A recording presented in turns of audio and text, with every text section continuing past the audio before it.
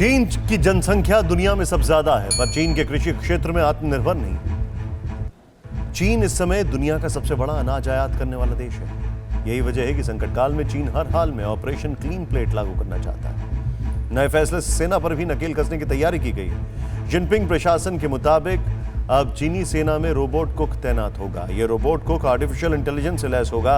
यही नहीं, रोबोट सैनिकों और अधिकारियों के खाने को भी नियंत्रित करेगा। वैसे यह फैसला चीन में भोजन की बर्बादी रोकने के नाम पर लिया गया है, जिसके तहत सैनिकों के लिए अधिक उबले हुए डिश तैयार किए जाएंगे। लेकिन सच यह है कि पीएलए ने यह मुहिम चीनी राष्ट्रपति शी जिनपिंग के क्लीन प्लेट अभियान के समर्थन में शुरू की है, जिसका असली एजेंडा अनाज संकट और देश को भुखमरी से रोकने की कोशिश करना है। लेकिन ये इतना आसान दिखता नहीं है। और गौर करने वाली बात यह है कि ये रोबोट इसलिए भी लगाया गया है क्योंकि इस रोबोट की मौजूदगी के बाद चीनी फौजी ज्यादा तला हुआ खाना न खाएं, और जंक फूड तो बिल्कुल नहीं। देखें रिपोर्ट।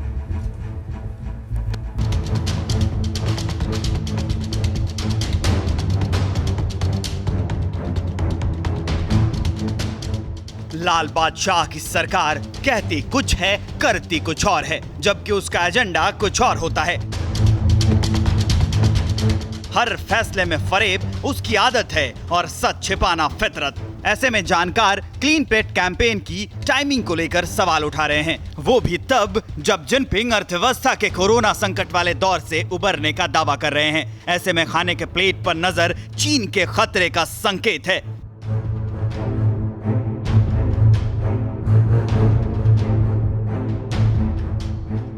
चीन अनाज संकट और भुखमरी पर सफाई भी दे रहा है। कह रहा है कि देश में अनाज की कोई कमी नहीं है, लेकिन ये सच नहीं है।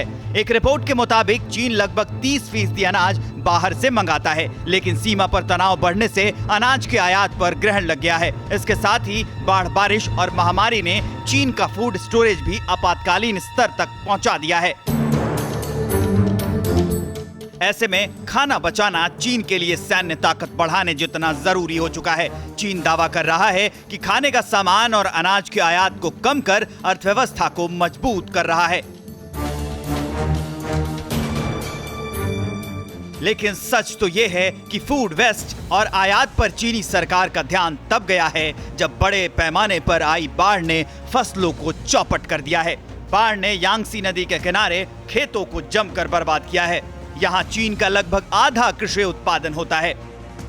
इसके अलावा अमेरिका और दूसरे देशों के साथ भी चीन का तनाव चल रहा है। इस वजह से भी देश में खाने पीने की चीजों पर असर पड़ रहा है। कीमतें आसमान छूने लगी हैं। लॉकडाउन के दौरान घबराहट में की गई खरीदारी ने भी चीनी करेंसी पर चोट पहुंचाई है। ऐसे में आयात से अर्थव्यवस्था को मजबूत करने का ड्रैगन का दावा एक फरेब है।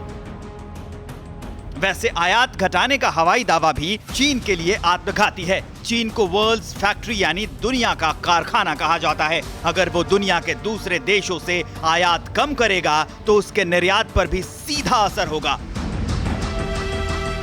चीन ये जानता है, लेकिन फिलहाल मानने को तैयार नहीं है।